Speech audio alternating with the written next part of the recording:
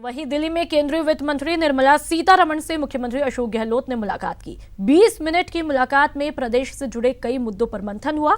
बैठक में केंद्रीय करों में राजस्थान के हिस्सों से लेकर के बीसलपुर परियोजना और इंदिरा गांधी कैनाल परियोजना को लेकर भी चर्चा की गई।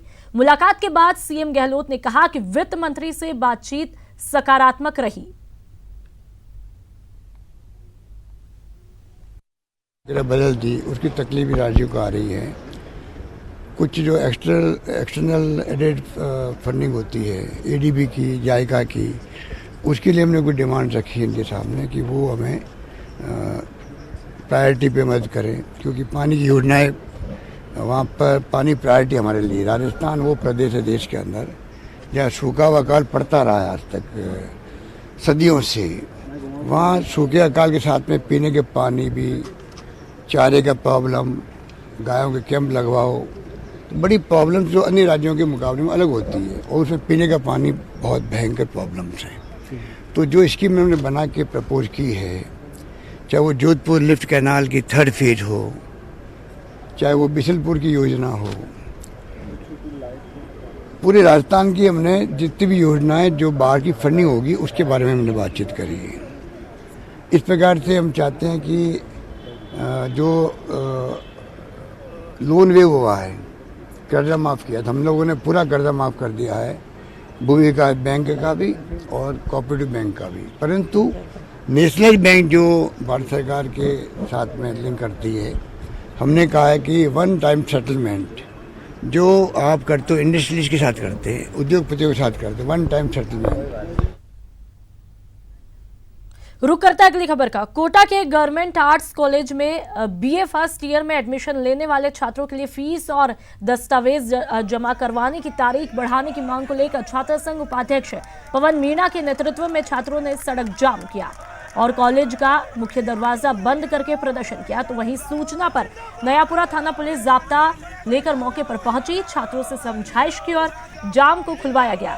साथ ही छात्रों ने फीस व दस्तावेज जमा करवाने की तारीख 15 जून से बढ़ाकर 25 जून करने की मांग करते हुए कॉलेज प्राचार्य को ज्ञापन भी सौंपा।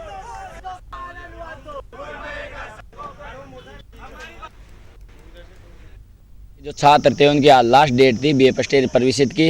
हमने ऑनलाइन जो अभी सीटें बढ़ी है, तो बच्चे सीटें बढ़ी है तो उनमें एडमिशन लेने के लिए प्रवेशित डेट भी बढ़ानी चाहिए। तो हमारी यही मांग थी कि जो लास्ट डेट 15 थी उसको 15 से बढ़ाकर 25 कर दी जाए, जो कि सेकेंड ईयर फाइनल ईयर की भी 25 डेट है, तो उसी के साथ फर्स्ट ईयर का भी कर दिया जाए, जिससे जो छात्र वंचित रहे हैं, कई छात्रों के तो प्रवेशित जाति मूल नहीं बन पाए हैं, इस वजह से वो एडमिशन लेने में वंचित रह रहे हैं।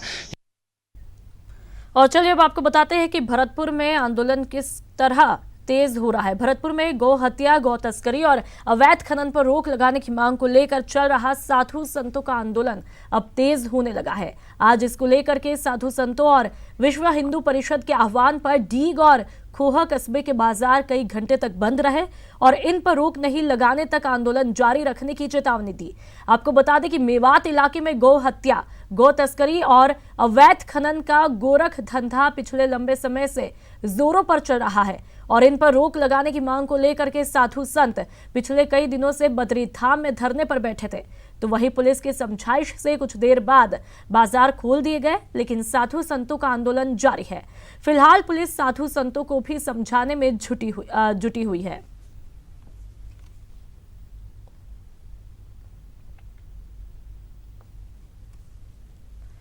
राजधानी जयपुर में बदमाशों ने आरटीओ दस्ते पर हमला किया है। घटना प्रताप नगर थाना से महज 1 किलोमीटर दूर अक्षरधाम मंदिर सामने मुख्य रोड पर हुई। बदमाशों ने हमले के बाद आरटीओ के जवान के साथ मारपीट भी की है और उसे ट्रक से उतार फेंका। इस दौरान एक स्थानीय युवक ने बीच बचाव किया तो उस पर भी बदमाशों ने हमला किया।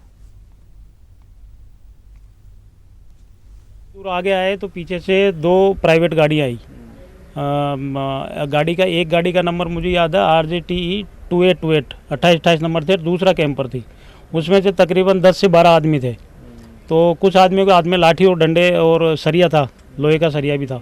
तो पकड़ के वहाँ से आ गए तो हमारी गाड़ी के आगे दोनों गाड़ियाँ, कैंपर और वो प्राइवेट गाड़ी लगा दी।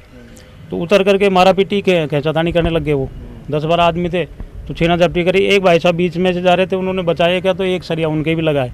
जा रहा था, रास्ते में इनके साथ से छीना चपटी हो रही थी, मैं उधर चला गया तो इनके डंडा मारे थे, तो मैं उनको बचाने लगा तो मेरे हाथ पे लग गई सर। अच्छा, क्या कर रहे थे, कौन कौन थे, क्या थे, कुछ समझ में आया? 5-7 दिन 2 गाड़ियाँ थी, अब जानते तो है नहीं कौन थे क्या थे।